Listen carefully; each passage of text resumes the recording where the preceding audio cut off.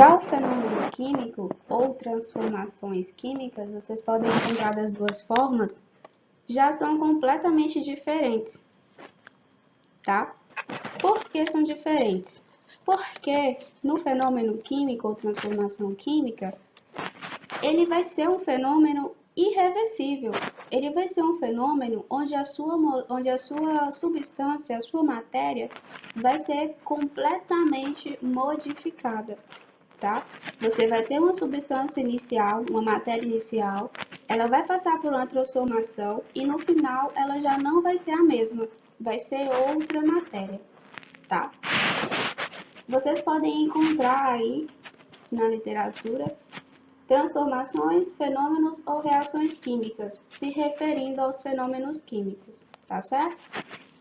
Um exemplo aqui, que eu já até apliquei em sala de aula, é o exemplo da queima do carvão. Aqui, esse exemplo, essa imagem ilustra o que a gente vê, o que nós conseguimos enxergar, que é o fogo, o carvão incendiando, pegando fogo, e é somente isso que a gente vê, né? Vê uma fumaça ali, outra acolá, mas não vê nada mais que isso, vê a coloração dos fogos apenas. Mas, quimicamente, microscopicamente, nós temos o quê? Essa queima do carvão, a queima, na verdade, para ela existir, tem que existir também naquele local gás oxigênio. Sem gás oxigênio, não tem queima, certo? O gás oxigênio é essencial para ocorrer a queima. Toda reação de queima tem gás oxigênio. Fica claro isso daí para vocês. E também, nesse caso aqui do carvão, nós teremos o carbono. Carvão, carbono, já lembra alguma coisa, né? O carvão ele é um composto de carbono. A estrutura química que forma o carvão, que produz o carvão, são carbonos, tá? Moléculas com carbonos, ok? Então, o que acontece aqui? O nosso carvão já é feito de carbonos e precisa do gás oxigênio para ocorrer a queima. Então, o que vai acontecer? Vai ocorrer uma reação química onde o gás oxigênio, e os átomos de carbono vão ser consumidos, não é? Por que vão ser consumidos? Porque ocorre uma reação química, tá? Não tem como ocorrer uma reação química sem que a sua matéria inicial seja consumida. O que vai acontecer? O carbono vai ser consumido, tá? Durante a queima, vai ser consumido também o gás oxigênio. A reação dos dois que vai ocorrer a queima, tá? E vai liberar o gás carbônico, que é o CO2. Deu para entender? Ficou bagunçado? Entendam que a queima, para existir, tem que existir também gás oxigênio. Certo? Claro isso daí, né? O carvão é feito de carbono, tá? Para ocorrer a queima, tem que reagir alguma coisa com o gás oxigênio. O que vai reagir com o gás oxigênio aqui? Vai reagir o nosso carvão, que é o nosso carbono, tá? Carbono e gás oxigênio vão reagir, vai gerar a queima e vai liberar, então, gás carbônico. Tá certo? Passando para frente. Recapitulando, então. Olha só. Fenômeno físico não ocorre alteração, modificação na sua matéria. A única coisa que pode acontecer e que vai acontecer é a mudança ali das moléculas, tá? Ou seja, é a mudança da fase de agregação. Ela pode passar do sólido para o líquido, do líquido para o gasoso, ou do gasoso para o sólido, assim por diante. Isso que vai acontecer, mas a composição dela será a mesma, tá? Já fenômeno químico ocorre completamente a alteração da sua matéria. Você tem uma matéria inicial, essa matéria passa por uma transformação e depois ela não será a mesma, ela vai liberar outras substâncias, vai gerar outras substâncias, tá? Representação de uma transformação química ou de um fenômeno químico é agora o nosso tema. Nós já temos o exemplo do carbono, que eu acabei de explicar, que é o carvão. O carbono, no caso, é o responsável pela formação do carvão, tá? Que é uma molécula orgânica, que vocês ainda não viram, mas creio que verão. Ele reagiu com o gás oxigênio e gerou a queima e transformou em gás carbônico. Isso foi o que nós acabamos de falar. Mas nós precisamos entender como que essa representação é feita. É só falar dessa forma? Não, tem toda uma equação ou notação química, que é bem formal, bem da química, que vocês precisam conhecer. Percebam bem aqui, vamos lá. Aqui nós temos o carbono. Acabei de falar com vocês que o carbono é o nosso átomo que forma o carvão, tá? E ele vai estar indicando o nosso carvão que está queimando. Vou apagar aqui, que ficou muito feio. Vou pegar o mais grossinho. Aqui o carbono, ele indica o carvão que está queimando, certo? Mais, ou seja, carbono mais O2 é o nosso gás oxigênio. Ele está indicando o gás do ar, tá? Que está sendo consumido. O gás que nós respiramos que está sendo consumido. O2. A reação dos dois, olha só, aqui é o nosso estado inicial.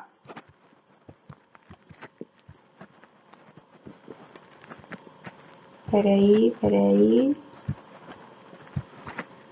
Aqui vai ser o nosso estado inicial, tá? É isso que nós temos inicialmente.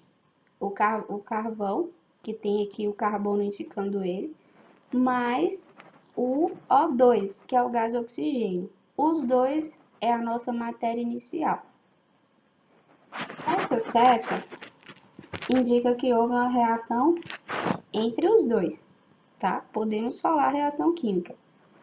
Essa reação química entre carbono e gás oxigênio vai liberar CO2, que é o gás carbônico, tá? Ele está indicando o gás carbônico, claro, que está sendo